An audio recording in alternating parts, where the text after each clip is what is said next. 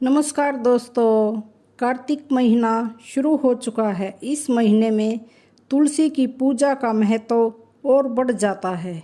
अगर आप कार्तिक स्नान करते हैं तो सुबह और शाम दोनों समय तुलसी में घी का दीपक जलाना चाहिए और तुलसी माँ के पास बैठकर यह कथा सुननी चाहिए।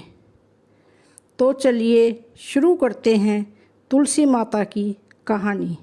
कार्तिक महीने में सब औरतें तुलसी माता को सींचने जाती। सब औरतें तो सींच कर आती, परंतु एक बुढ़िया आती और कहती कि हे तुलसी माता, सबकी दाता, मैं तेरा बिडला सींचती हूँ, मुझे बहू दे, पीले रंग की धोती दे, मीठा मीठा ग्रास दे, बैकुंठ में वास दे, चटक की चाल दे और 11 का दिन दे, कृष्णा का कंधा दे।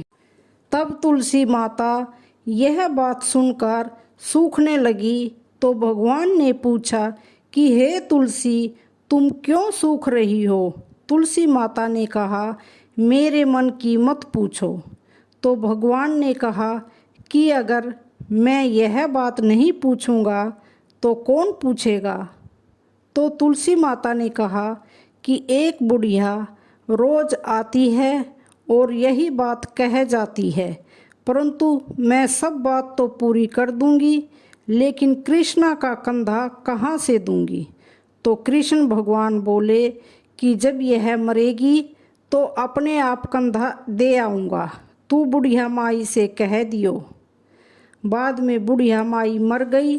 सारे गांव वाले इकट्ठे हो गए और बुढ़िया को ले जाने लगे तो वह इतनी भारी हो गई कि किसी से भी नहीं उठी। तब सब ने कहा, यह तो इतनी पूजा पाठ करती थी, पाप नष्ट होने की माला फेरती थी, फिर भी भारी हो गई। बूढ़े ब्राह्मण के भेष में भगवान आए और सबसे पूछा कि यह कैसी भीड़ है? तब आदमी बोले कि बुढ़िया मर गई, पापनी थी, इसलिए किसी से नहीं उठती। तो भगवान ने कान के पास जाकर कहा कि बुढ़िया माई, मन की निकाल ले, पीतांबर की धोती ले, मीठा मीठा ग्रास ले, बैकुंठ का वास ले, चटक की चाल ले, चंदन का काठ ले, झालर की झंकार ले, दाल भात को जीम और कृष्णा का कंधा ले। फिर यह बात सुनकर बुढ़िया माई हल्की हो गई। भगवान जी अपने कंधे पर ले गए और उसे मुक्ति मिल गई। हे तुलसी माता, जैसी बुढ़िया की मुक्ति करी वैसी हमारी भी करना, और जैसे भगवान ने कंधा उसको दिया वैसा ही हमें भी देना। बोलो तुलसी माता की जय।